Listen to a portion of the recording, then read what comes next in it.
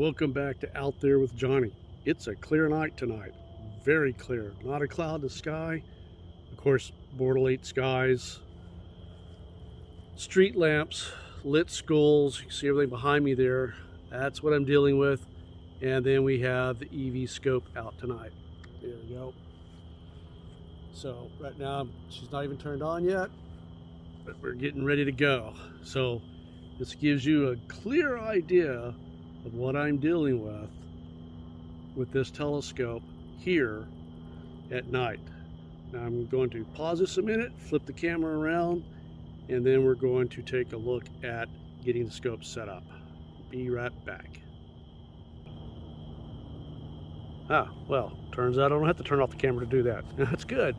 Okay, so here she is, ready to go. So what we're gonna do is we're gonna go down here to the power button, which is right here. I'm gonna turn on the light here. There it is. Now we're gonna go to white light tonight because honestly, I'm looking at a screen, no finder scopes, no eyepieces, don't need the red light. When you're by yourself doing the telescope, if you're around other people who are actually observing, gotta have the red light. Tonight, not so much. So we're gonna hit this. Purple light comes on.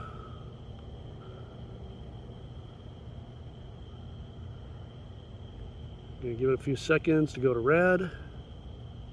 And she goes to red. Now it's ready to go. Now we got to go set up the app. So we're going to walk over here to the tablet. Turn that light off so you can see the screen real well. Okay, we're going to go to Wi-Fi. We're going to have it find the eVscope. We're going to hit eVscope. Let it connect to that. Then we're going to come up here to my astronomy tab. You're going to find the app for Unistellar, which is here. Okay, yeah, we know that. Okay, Unistellar. It's going to bring up the app. Here we go. It's going to ask you if you're in a city, the suburb, or countryside. Depending on what you pick, it tells it how dark the sky is and what it expects the scope to be able to see. Now, I haven't pushed it to its limits here. I've been selecting just things that says it can see for obvious reasons. Okay, let me see if I can get that down. We can read it. There we go. That's better. So once we pick where we're at, we hit validate. Then it goes to the terms and conditions. Do you accept this? I said yes. It's the first time I'm using it with a tablet. I have been using it with my phone, so that's why we're seeing this the first time. But it's good for you guys. You can choose this to show the full version, to read the whole thing if you want. I've already read it before. Now it says you need your GPS location, so we're going to hit next. We'll hit while using this device. Then it says please use the Android settings to manually connect your smartphone to the EV Wi-Fi, which we've already done. So it's actually there. So let's see what I hit this. What does it go back to? Let's see. We go back to this. Let me go back. And it says I'm not connected. Well, let's see. Oh, here we go. Now I just saw it. Now it's going to go through all its initial setups. It's say live view mode.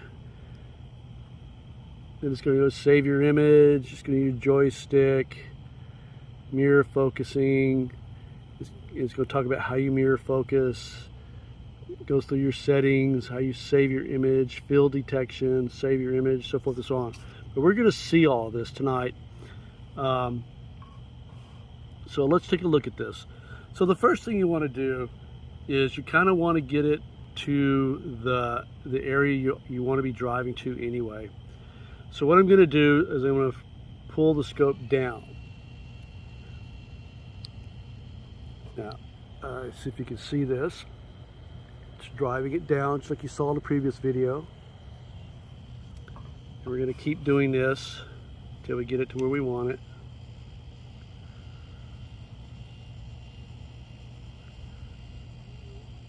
Okay, a little bit too far.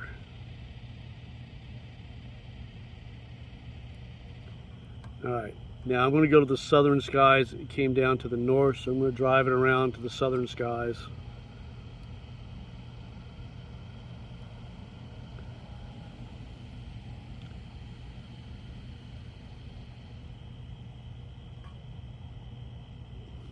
keeps not focusing. Okay, keep going.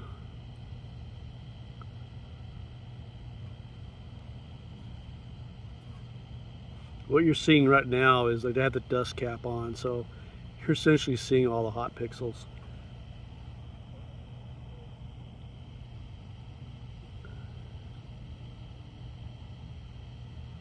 So it doesn't move very fast, so if you actually are at the very opposite of where you want to go, it takes a little bit to drive it there, so that's what's taking a few minutes here.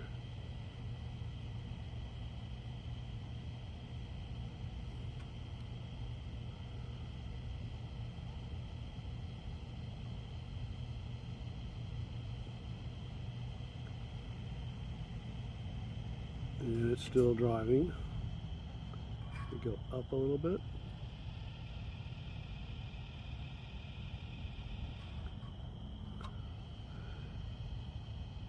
Okay, so we're going to start here. Now the next thing you want to do is, now that I've got it in the general area that I want to be, there's a couple things I can do. One of them is get the dust cap off.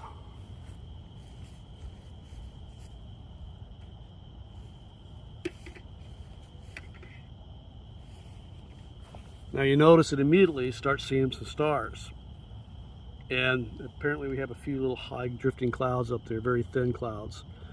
So the next thing I want to do is a couple things you can do. You can hit this and it'll start tracking. Typically what I'll do is I go here. I got it towards the southwest. It's going to come up with, these are the recommended things for the night. These are what's in your current constellation that it knows it's pointing at. This is what's fading soon. It thinks I'm looking to the north, but I'm not. I haven't synced it yet. What's appearing soon: galaxies, nebula, clusters, stars, planets, so forth and so on. So what I'm going to do tonight is I'm going to manually put in, well actually I don't even have to do that. I can actually go to Trifid. It's going to tell me how to go to the target. It's going to give me the sky window settings. It's going to tell me how to go search.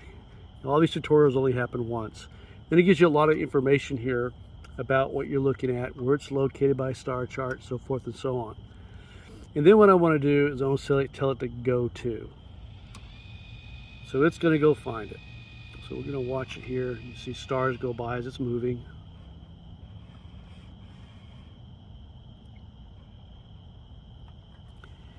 And it's going to keep taking photos and doing plate solving to figure out where it's going.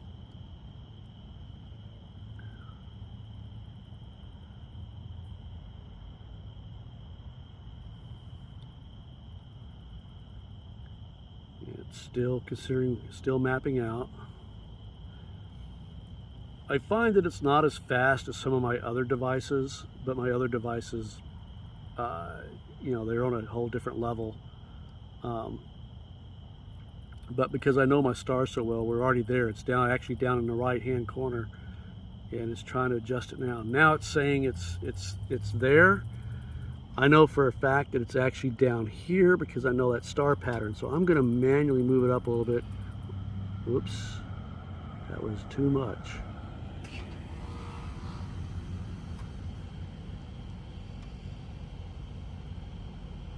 Okay, well, I went too far because that's the lagoon. So let's do this. Let's go back to here. Let's go do a go to again. You can move it too much by accident. You should stay, when you think you're close to your target, just hit the arrows here on the outside. Don't hit the middle yellow and drag it because it will move it a lot. So let's see if it finds it again.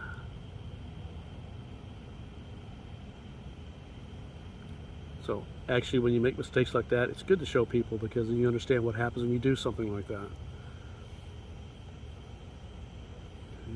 As you can see, I moved it a lot. Doesn't take much, but I know we're back. That's it right there.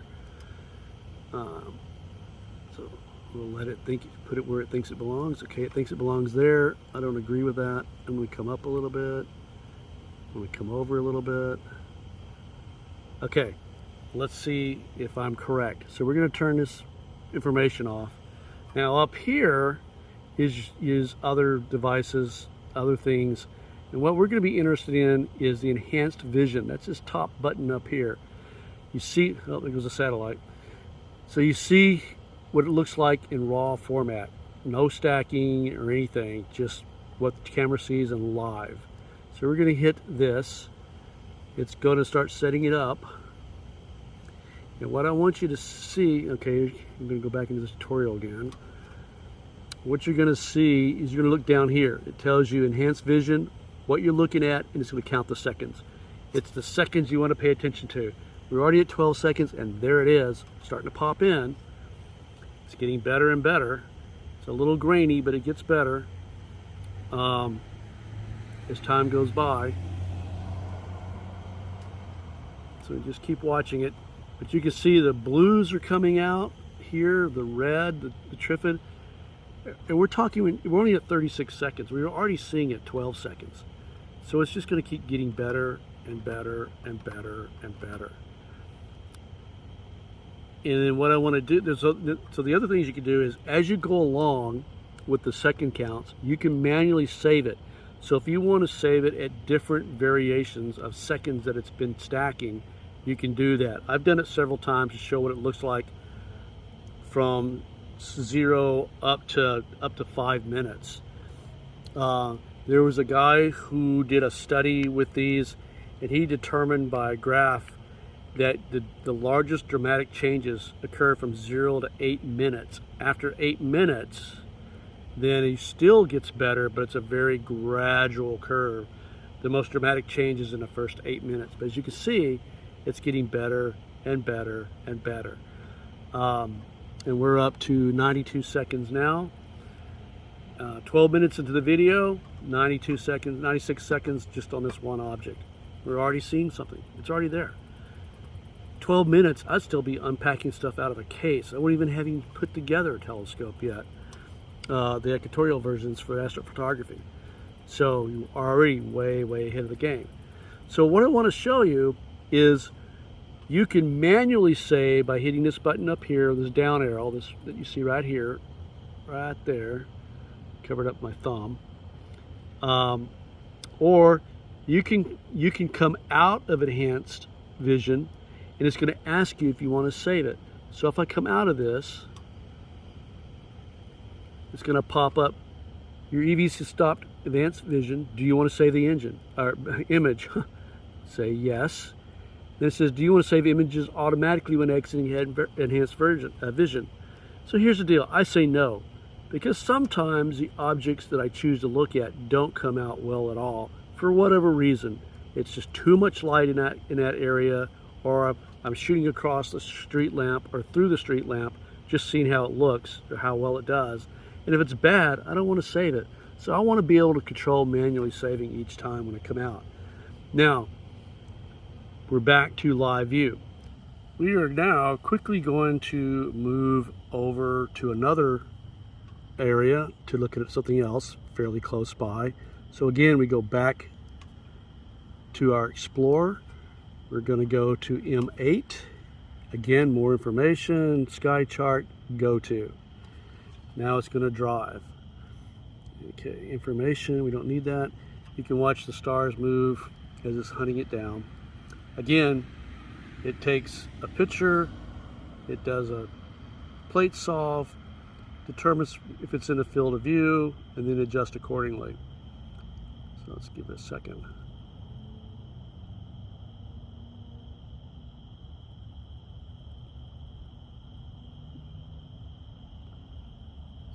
Okay, it's moving again, and I can tell it's coming in the field of view because I recognize that red splotch. And as soon as it's solved and it knows it's where it wants to be, this turns the yellow dot on and it gets brighter. So it's letting it drift. It's going to calculate for drift. It's going to move it, and there it is. And here we go. More tutorials. Now, notice the yellow dot came up. Everything got brighter. That tells you that it's tracking, it's there, it's ready to go.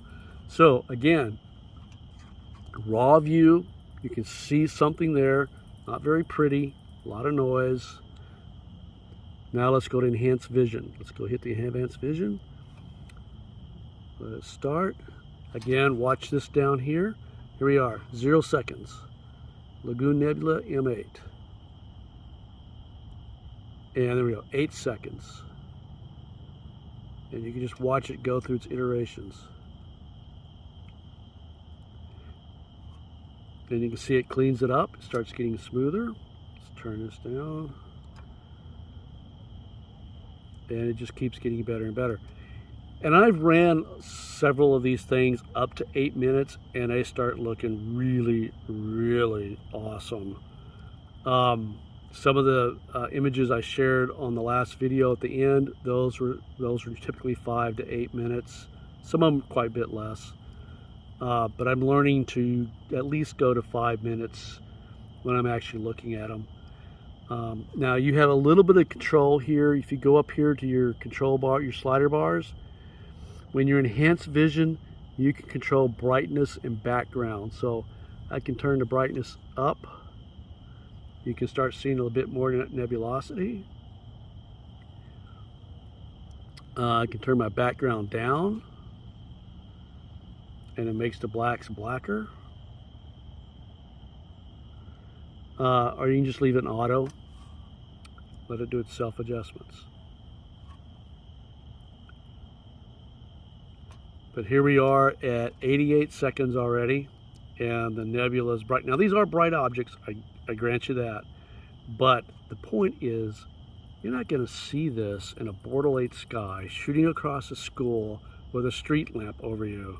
You're not going to see this in a telescope. If anything, you're lucky to make out a very faint, smudgy gray thing. You'll never see this with your eyes. For one thing, the human eye can't detect color for something that faint that far away. And two, there's too much light. So you need some type of sensor.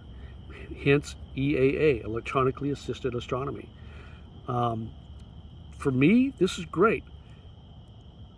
A lot of people, as they get older, they start, their eyes start having issues. Like, for instance, I am developing cataracts.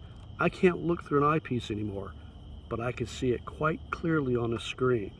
Makes a huge difference for me. Keeps me in the game of astronomy.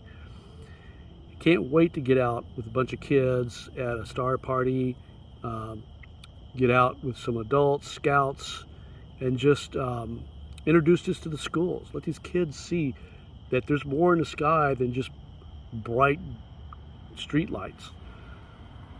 So we're at 2 minutes, and we've got a really nice looking view. Now it doesn't look as good on the phone that's recording this as it does in the actual screen. The screen looks awesome. I'll share the screens at the end of this video so you see what it actually looked like as it came off the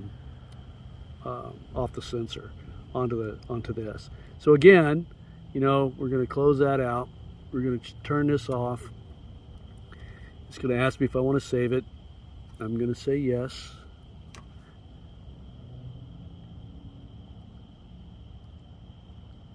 And basically I told it I didn't want to save automatically. And then this is your raw view. So not very pretty at all. But when it starts doing the stacking, and this is an alt-as, so it counters the, as the rotation of the object, it realigns the stars so you don't get a star smear or anything like that. So that's your basic introduction into how this thing operates, how fast it was. I mean, look how long this video is. We already saw 2 great objects just in that time frame. So, do I recommend this? Absolutely. The eVscope 2 is being released, I believe, in November. They put the eyepiece back into the telescope. Remember, this one didn't have an eyepiece. And by eyepiece, I mean it's a small screen that you're looking at, and they worked with Nikon to develop a far better presentation for what you're looking at. A lot of people really still like the idea of having that eyepiece. I mean, if you think about it, telescopes for hundreds of years was based off eyepieces, looking through whatever type of telescope you have. It wasn't until the last, I guess, 50 years or so, maybe even less, that sensors started replacing a lot of the eyepieces in the big professional telescopes, the old refractors, the large refractors. I myself, I haven't looked through an eyepiece, even with all the other equipment I have that you saw in the other video. I don't have any eyepieces for any of those refractors. It's all looked at through with a camera. I don't see anything through an eyepiece anymore. It's hard for me to pull anything out. 20 years ago, I could make out M13 and M22 bright clusters so easily through an eyepiece. Now, because of my eye condition, not so much. So this is something that's really important to understand, where the EAA comes into play for people like me. So I leave you with this. Thank you for tuning in and watching. There will be more of this in the future, and more and other things that we will be doing out there. This has just been the Astro sessions I've been doing. I've got an e-bike session coming up that we'll be talking about, a stand-up paddleboard session that will be coming up, and a whole bunch of other things, some fly fishing. You know, there's a lot of things on my agenda. So thank you for watching, and I will see you out there.